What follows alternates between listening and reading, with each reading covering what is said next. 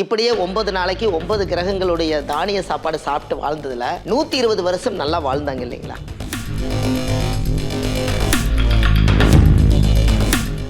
நீங்க போய் குளிச்சு எல்லாம் முடிச்சு ஒரு நல்ல விதமா இருக்கணும்னு நினைப்பீங்க இல்லையா? அப்ப நீங்க பாத்ரூம்ல போய் நீங்க என்ன சோப்பு போட்டு குளிச்சாலும் பரவாயில்ல, எல்லாம் முடிச்சிட்டு தலை துவட்டுறதுக்கு முன்னாடி இந்த சூரிய தீர்த்தம்னு சொல்லி திங்கக்கிழமை அன்னைக்கு காலையில் நீங்கள் எப்பவும் போல போய் குளிச்சுட்டு இந்த சந்திர தீர்த்தத்தை எடுத்து உங்கள் தலையில் ஊற்றி சந்திர பகவானை நினச்சி நீங்கள் சாமி கும்பிடும்.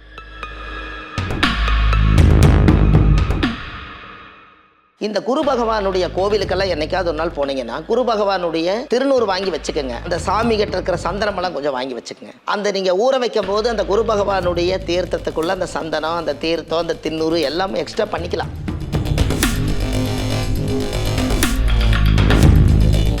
மனசார நீங்கள் இந்த சனி தீர்த்தத்தை எடுத்து சனி நீர் ஆடு நீங்கள் குளிச்சிட்டாலே உங்கள் உடம்புல இருக்கக்கூடிய சாஸ்திரப்படி சனி தோஷம் நிவர்த்தியாகும்.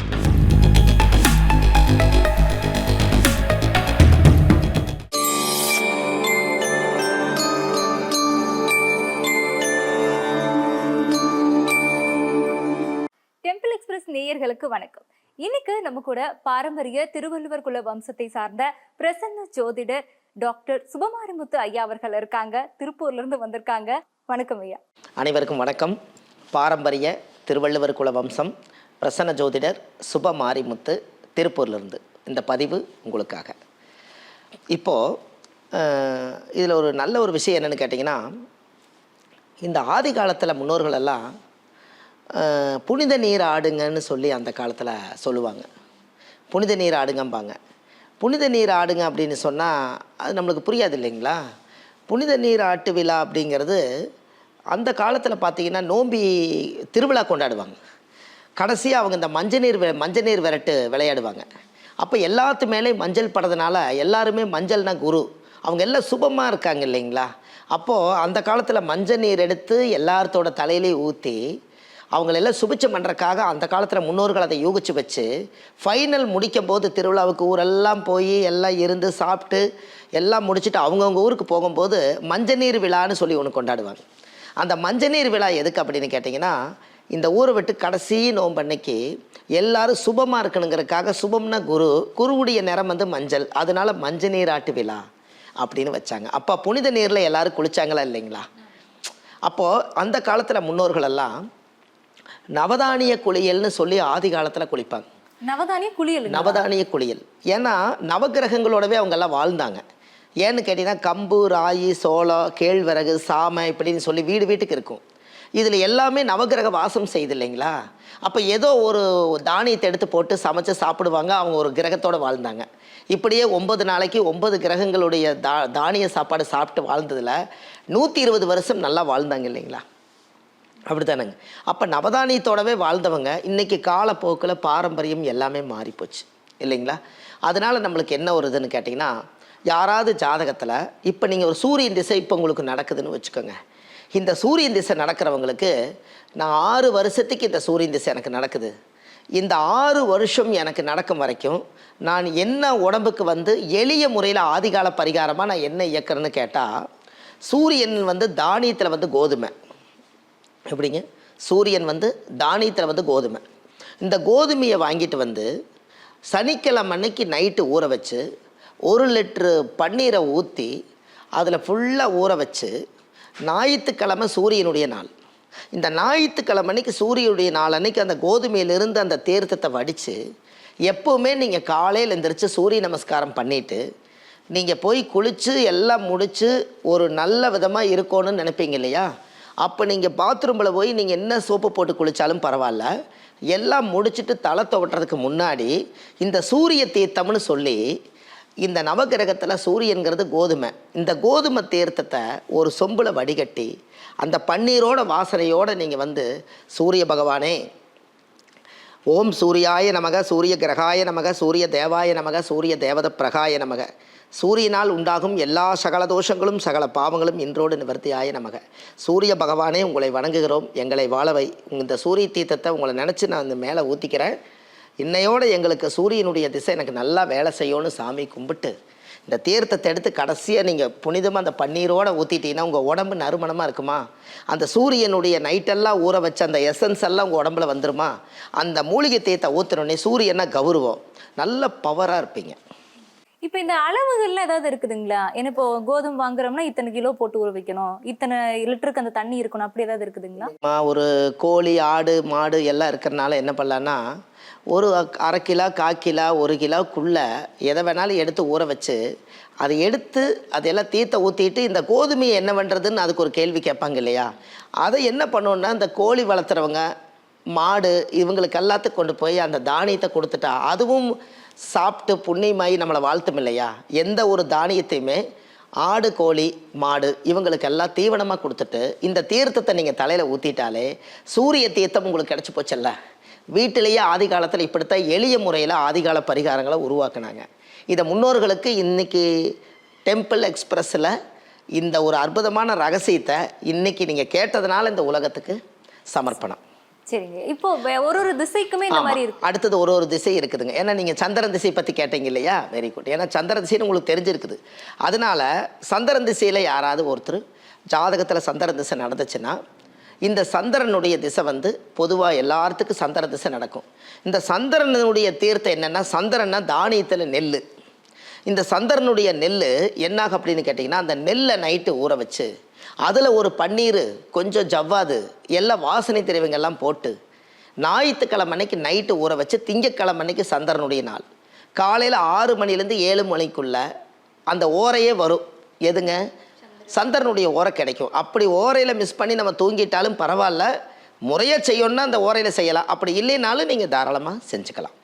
அந்த நெல் தானியத்துக்குள்ளே அந்த பன்னீரை ஊற வச்சு அதை வடிகட்டி அதை திங்கக்கிழமை அன்னைக்கு காலையில் நீங்கள் எப்பவும் போல் போய் குளிச்சுட்டு இந்த சந்திர தீர்த்தத்தை எடுத்து உங்கள் தலையில் ஊற்றி சந்திர பகவானை நினச்சி நீங்கள் சாமி கும்பிடணும். இந்த வீடியோவில் நீங்கள் இந்த பதிவு எழுதி வைக்கணும். அந்த சந்திரனுக்கு ஒரு மந்திரம் வேணும் இல்லையா? ஓம் சந்திராய நமக, சந்திர கிரகாய நமக, சந்திர தேவாய நமக, சந்திர தேவத பிரகாய நமக. சந்திரனால் உண்டாகும் எல்லா சகல தோஷங்களும் எல்லா சகல பாவங்களும் இன்றோடு நிவர்த்தியாகி, சந்திர பகவானே உங்களை வணங்குகிறோம், எங்களை வாழவை. சந்திர தோஷம் இன்றோடு நிவர்த்தியாகி சந்திரனுடைய ஆசீர்வாதம் எனக்கு முழுசாக கிடைக்கணும்னு நினச்சி அந்த சந்திர தீர்த்தை ஊற்றி நீங்கள் ஜாதகத்தில் நீங்கள் உங்களுடைய சக்தியை அதிகமாக உருவாக்கலாம். இந்த வீடியோவில் நிறுத்தி இந்த கேட்டுகிட்டே இருக்கணும். அப்போ தான் நீங்கள் இந்த மந்திரத்தை எழுத முடியும் இல்லைங்களா? ஏன்னா இந்த மந்திரத்தை நம்ம தனியாக கொடுக்க முடியாது. அந்த ஃப்ளோவில் வர்ற மந்திரத்தை கொஞ்ச நேரம் கேட்டுகிட்டே இருந்தால் உங்களுக்கு மனப்பாடம் ஆயிரும் இல்லைங்களா? போட்டு நீங்கள் வீட்டிலையே சந்திர தீர்த்தத்தை குளிச்சுட்டு திங்கக்கிழமை அன்னைக்கு உங்கள் காலையில் எழுந்திரிச்சு உங்கள் வேலைக்கு போயிட்டீங்கன்னா உங்களுடைய ஜாதகத்தில் சந்திர திசை நடக்கிறவங்களுடைய உடம்பு ஆரோக்கியமாக இருக்கும். 10 வருஷம் நோய் இல்லாமல் வாழுவீங்க. தொழில் அபூர்வமாக இருக்கும். முக வசீகரமாகும். சந்திரனே நிலா, அந்த தெய்வ அம்சம் வந்து நம்ம உடம்பு எப்போவுமே சாமியோட முகம் அலங்காரம் பண்ண பண்ண சாமி பார்க்க தித்திப்பாக இருக்குதுங்க, தேன் மாதிரி இருக்குதுங்க, அவ்வளவு லட்சணமாக இருக்குதுன்னு சொன்னது காரணம் என்னென்னா, அதுக்கு சாமிக்கு 9 அபிஷேகம் பண்ணி அலங்காரம் பண்ணுறதுனால சாமி வசீகரமாக இருக்குது. உங்களுக்கும் அதே அபிஷேகத்தை நீங்கள் பண்ண நீங்கள் வசீகரமாக இருக்க போகிறீங்க இல்லைங்களா? அதனால் சந்திர தீர்த்தத்தில் குளித்தா ரொம்ப அற்புதம். அப்போ சூரிய குண்டம் சந்திரகுண்டம்னு அந்த காலம் சொல்லுவாங்க. அதனால் சூரிய தீர்த்தம், இது சந்திர தீர்த்தம். இப்படியெல்லாம் உங்கள் வீட்லேயே நீங்கள் தீர்த்தத்தை உருவாக்கலாம். நாம் தேடி உலகத்துக்கு போக வேண்டியதில்லை. இதுக்கப்புறம் தான் நம்ம கோவிலில் கிடைக்கிற புனிதம். ஆனால் நம்ம வீட்டில் செய்யலாம். வீட்டிலே தொடங்கிட்டோம்னா ஆமாங்க. வீட்டில் டெய்லி தினமும் காலையில் செய்கிற தீர்த்தத்துக்கு அந்த தானியத்துடைய சக்தி உங்கள் உடம்புல இருக்கும் இல்லைங்களா? அதனால் அப்போது சந்திர தீர்த்தம் முடிச்சிட்டிங்க. அடுத்து செவ்வாய் தீர்த்தம் வேணும் இல்லைங்களா? அப்போ செவ்வாய்னா யார்? முருகன். அப்போது இந்த ஜாதகத்தில் நீங்கள் செவ்வாய்ங்கிறது யார் அப்படின்னு கேட்டால், துவரம் பருப்பு தான் தானியத்தில். நீங்கள் குழம்புக்கு போடக்கூடிய துவரம் பருப்பு தான். ஆதி காலத்தில் வேறு தானியங்கள் சிறுதானியம் இருந்தது. இப்போ வந்து துவரம் பருப்பு தான் என்ன பண்ணுறாங்கன்னா 9 தானியத்தில் முன்னோர்கள் வச்சதில் பெருதானியமாக இன்றைக்கி துவரம் பருப்பு வைக்கிறாங்க. அந்த துவரம் பருப்பை ஊற வச்சு செவ்வாய்க்கிழமை அன்னைக்கு திங்கக்கிழமை அன்னைக்கு நைட்டு ஊற வச்சு செவ்வாய்க்கிழமை அன்னைக்கு அந்த தீர்த்தத்தில் முதலே பன்னீர் கொஞ்சம் ஜவ்வாதெல்லாம் போட்டு செவ்வாய்க்கிழமை அன்னைக்கு விடிய காலையில் நீங்கள் குளிக்கும் போது அந்த செவ்வாய் தீர்த்தத்தை வடிகட்டி எப்பவும் போல் குளிச்சுட்டு இந்த தீர்த்த கடைசியாக ஊற்றிட்டு அதுக்கப்புறம் நீங்கள் சோப்பு போடக்கூடாது. என்னங்க, அந்த தீர்த்த நறுமணத்திலேயே நீங்கள் தலை துவட்டிட்டு வந்துடணும். அப்போ உங்கள் மேலே ஒரு மனம் வீசும் அல்லவா? அதுவே உங்களுடைய காலையிலேருந்து பொழுதா வரைக்கும் உங்கள் உடம்புல மனம் வீசும். அப்போ நீங்கள் என்ன நினச்சிக்குவீங்கன்னா, இன்றைக்கி நம்ம மனம் வீசுற காரணமே நம்ம செவ்வாய் தீர்த்தத்தில் குளிச்சுக்கிறோங்க போதே நீங்கள் செவ்வாய் திசையை நினச்சி பார்ப்பீங்கல்ல.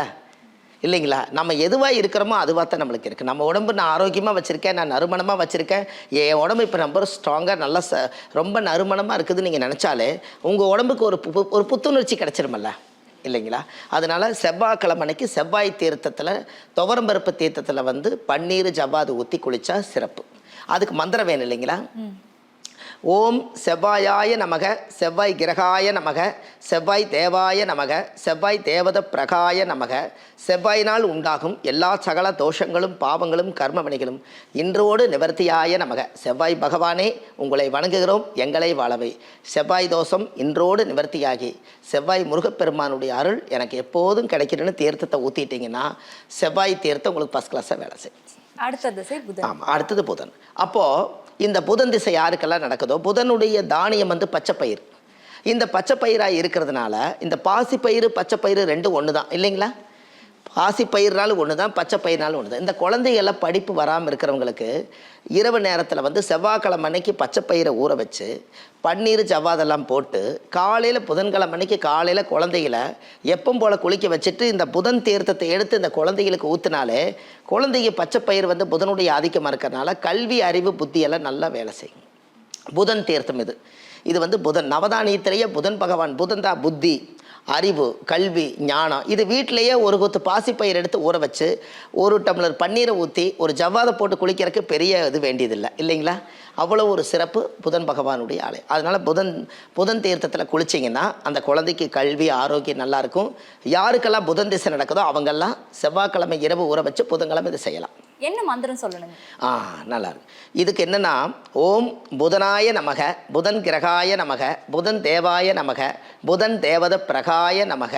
புதனால் உண்டாகும் எல்லா சகல தோஷங்களும் எல்லா சகல பாவங்களும் எல்லா சகல கர்ம வினைகளும் இன்றோடு நிவர்த்தியாகி புதன் பகவானே உங்களை வணங்குகிறோம், எங்களை வாழவை. புதன் தோஷம் இன்றோடு நிவர்த்தியாகி புதனுடைய ஆசீர்வாதம் எனக்கு எப்போது வரட்டுன்னு சொல்லி புதன் தீர்த்தத்தை எடுத்து உங்கள் தலைவலியாக ஊற்றிட்டா உங்களுக்கு புதன் புத்தி அறிவு கல்வி உச்சியிலேருந்து பாதை வரைக்கும் புதனுடைய யோகம் வேலை செய்யும். குரு பகவான். குரு உங்களுக்கு தெரியுது, ரொம்ப சந்தோஷம்.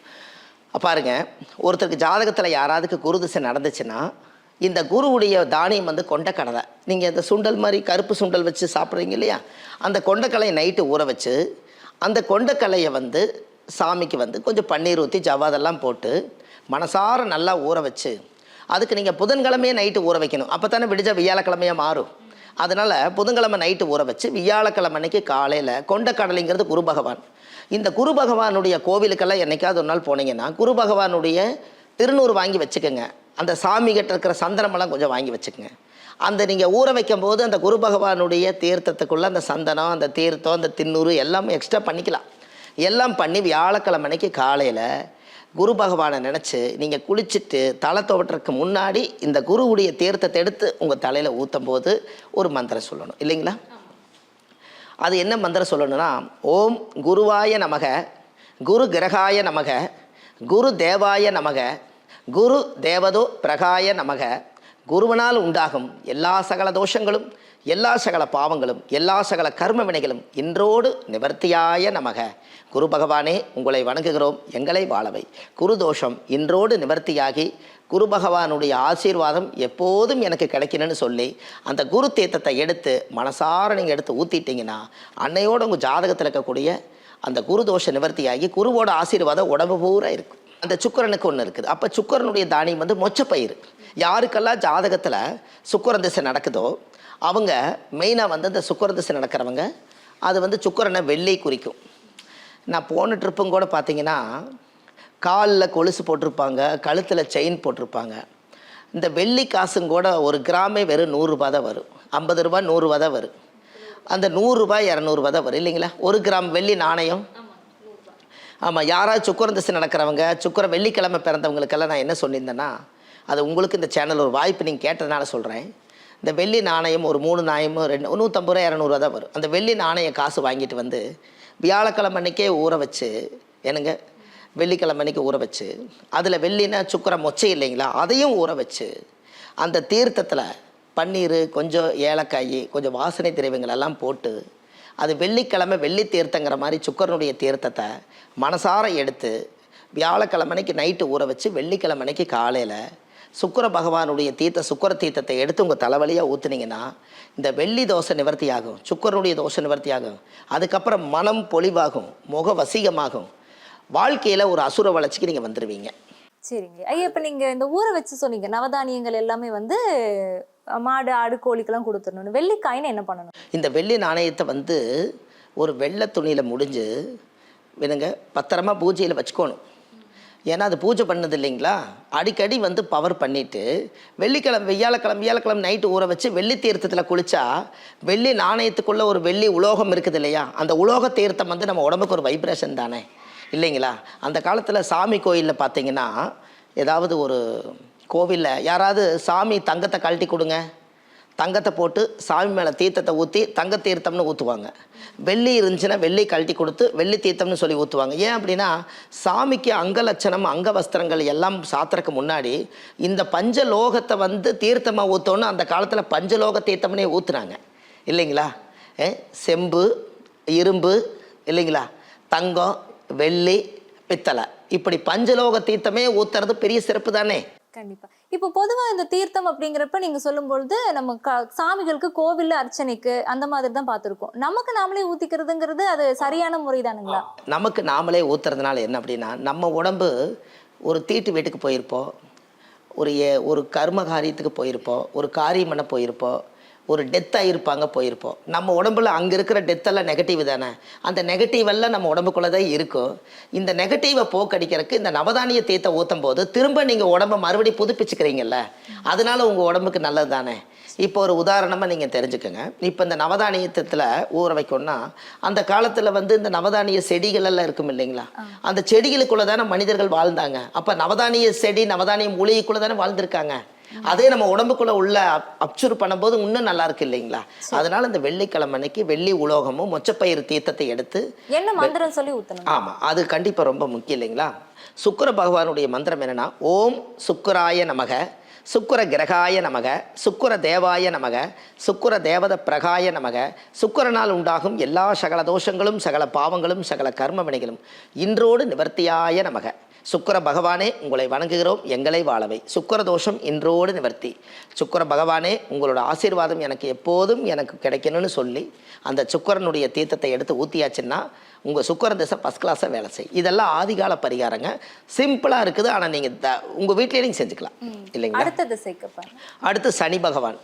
இந்த சனி பகவான் யார் அப்படின்னா, சனி திசை ஒருத்தருக்கு வாழ்க்கையில் சனி திசை வந்தால் நம்ம நினச்சிக்குவோம் 7 சனி அஷ்டம சனி இதெல்லாம் நடக்கனால ஒரு பயம் இருக்கும். ஆனால் அந்த காலத்தில் சனி நீர் ஆடு அப்படின்னு அந்த காலத்தில் சொன்னாங்களா இல்லைங்களா.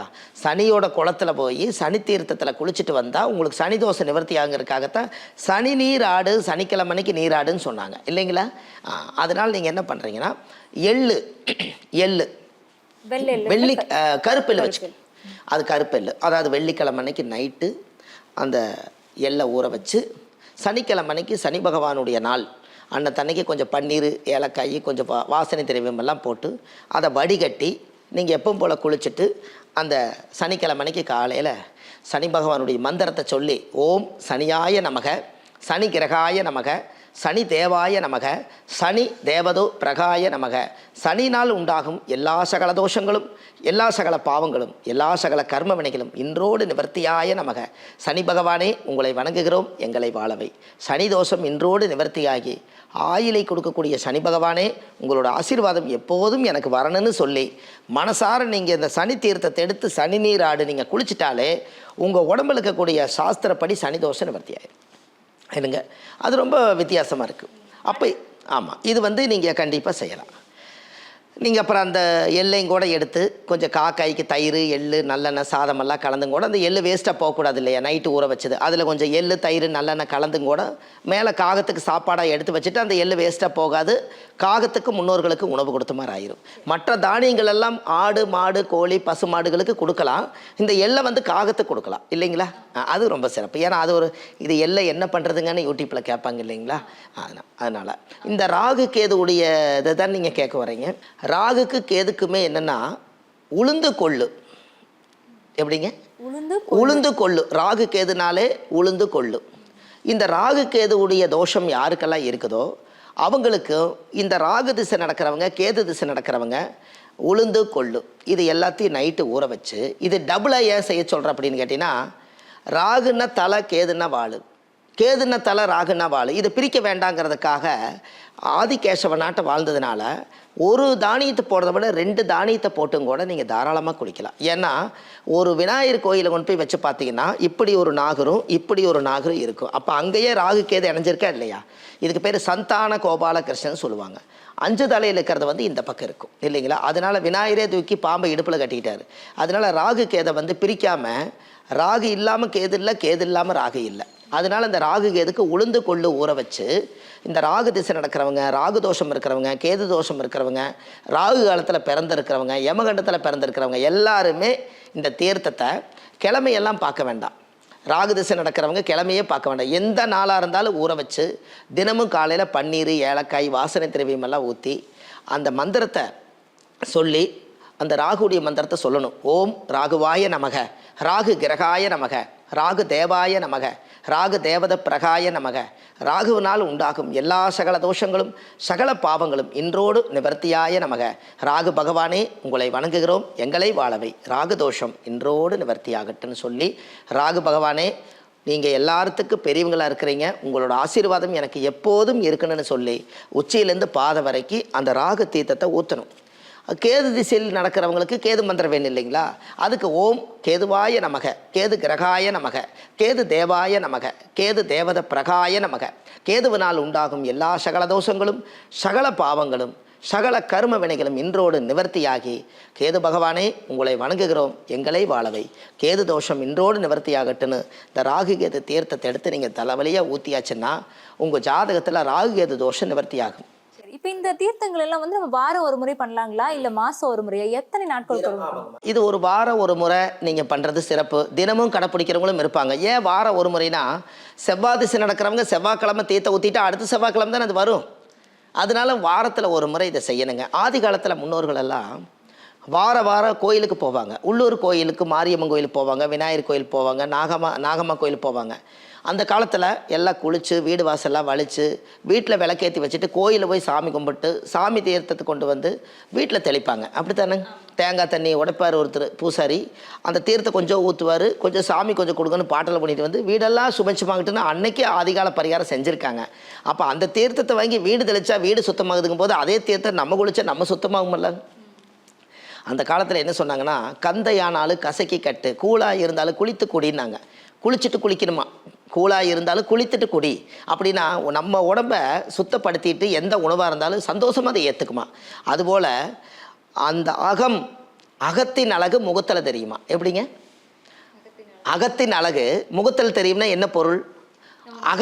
அகம்னா வீடு ரொம்ப அழகாக இருந்துச்சுன்னா வீடு மலர்ந்தாப்புல நம்மளுடைய முகம் மலருமா. இன்னொரு பொருள்னு சொல்றாங்களேங்க ஐயா, உடல்ல நம்ம மனசு சுத்தமா இருந்தது அப்படின்னாலும், நல்ல கவலை இல்லாம இருந்ததுனாலும் அது முகத்துல தெரியும் அப்படின்னு ஒரு பொருள் சொல்றாங்க.